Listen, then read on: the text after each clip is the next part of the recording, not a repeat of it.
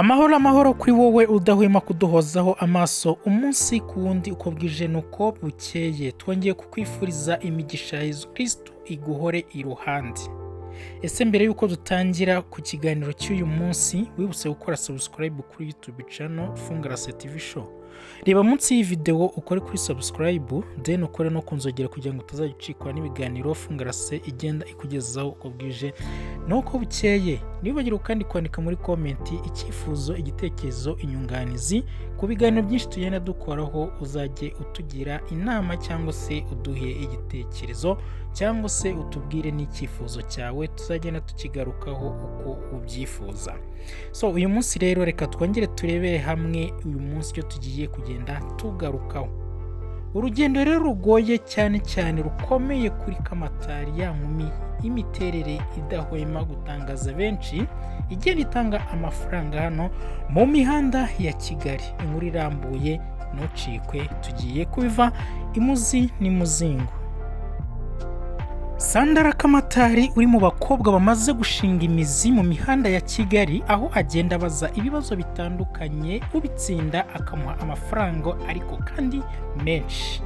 Bibaza rero uwo ari we nuko ibyo yabigezeho, inzira avuga yuko itari yoroshye kuri we. Ibyo niko igenda abyivugira. Kamatari ni umukobwa mwiza cyane wamenyekanye muri filimi zigiye zitandukanye, harimo iyo bita Bavakure ndetse na True Romance. Iyi ngiyi kandi akaba yarayihuriyemo n'umukobwa bita Mwiseneza Josiane. Uyu nguyu yabaye Miss, cyane ko yamenyekanye mu bijyanye n'amarushanwa y'ubwiza.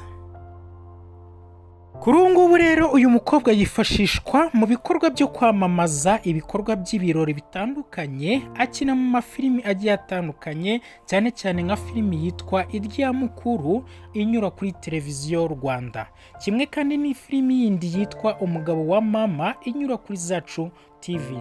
Uyu nguyu rero amaje kuba icyamamare hano mu gihugu cy'u Rwanda, cyane mu myidagaduro nyarwanda.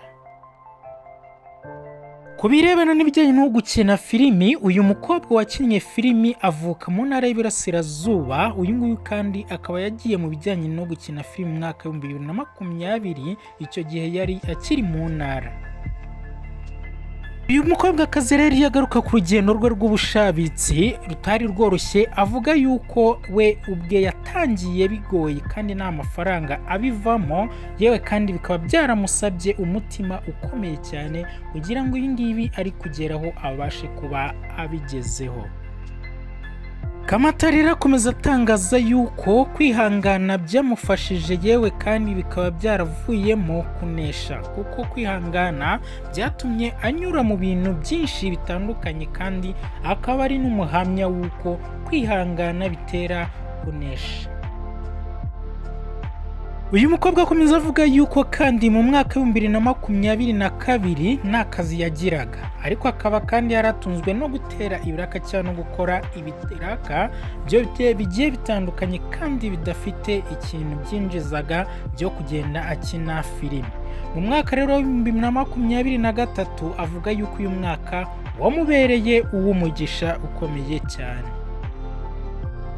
Ibingibi rero akaba bigarukaho ashingira ku kuba ari wo mwaka abashije kubonamo akazi ka mbere, nubwo kari gahabanye n'ukwemera kwe cyangwa se n'imyizerere ye, ariko kamuciriye inzira abona akandi, yewe kandi gakubye kabiri umushahara ako ngako yarakoze.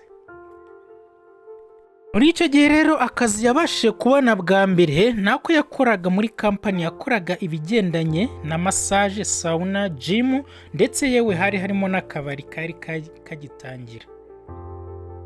Ati nk'umukristo rero avuga yuko ibingibi byari bihomanye n'ukwizera kwe cyangwa se n'imyemerere gusa, kuko nta bundi buryo nta nandi mahitamo yari afite, yagombaga kubikora kugira ngo arebe yuko imimerere cyangwa imiterere yagenda itera imbere mu bikorwa bye byo guhiga ubuzima.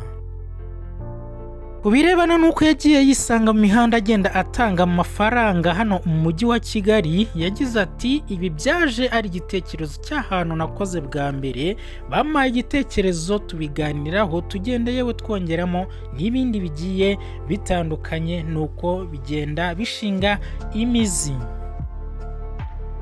Ibirebana no gukoresha imbuga nkoranyambaga rero no kuzana uburyo budasanzwe bwo kuzikoresha, ahamya yuko ibi ngibi bimutunze.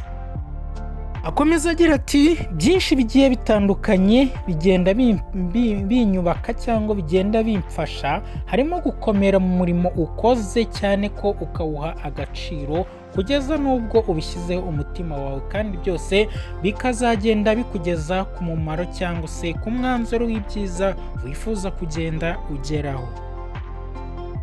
Uko yakira abantu bagenda bamubwira ko ari mwiza bya hato na hato, ibi ngo byabayeho ubwo yari ari mu kiganiro rwagati n'Inyarwanda. Yagize ati nshimira umuntu umbwiye yuko aba ankurikiye ku mutima, ariko ntabwo bima intwaro yo kwirata no kwishyira hejuru, kuko nanjye ubwanjye ukomeze ntabwo ari njyewe wabyikoze.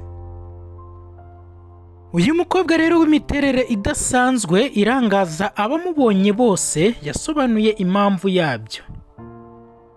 Umukobwa mwiza cyane avuga yuko umubiri ari ubusa, bityo rero kandi bikamufasha cyangwa se bikamuha kumenya ko nta gaciro kawo cyangwa se ntacyo umaze, ari ukubona ugenda gusa nta gaciro na kamwe biba bifite. Kuwiratana uba ugomba kumera neza kandi ugatuza uko waba umeze kose. Mu minsi ishize hari icyamamare cyumvikanye kivuga yuko gutera nk'igisabo byabanje kumugora kubyakira, kubera yuko abantu babaga bamuvuga cyane akumva bimuteye ikibazo. Kuri uyu mukobwa Kamatari rero ibingibi biratandukanye cyangwa se inkuru iratandukanye. Ibingibi kandi abisobanura agira ati ntabwo gutya gutera gutya byanera ikibazo cyangwa se ngo bize nk'ibintu bitunguranye. Urumva iwacu ntibajyaga babimenyera, nagendaga mu muhanda abamotari abanyonzi bakavuga gusa sinigeze mbyitaho rwose. Uyu mukobwa rero akaba ari mu bakobwa bamajije rwose gufata imyidagaduro nyarwanda, kuko ubu ngubu bari guteza ibikorwa bikomeye byo kwamamaza imbere mu mujyi wa Kigali, kandi amaze imyaka igera kuri 4 yinjiye mu ruganda rwa sinema nyarwanda, ndetse ubu ngubu akaba afite n'izo agenda anyuramo zigenda zinyura kuri zimwe muri televiziyo zikomeye hano mu gihugu cy'u Rwanda. Uyu mukobwa akomeza gushima Imana yatumye byibuza atangira gukora ku ifaranga, mu gihe yatangiye akorera Merci akayamvugo y'abakuze.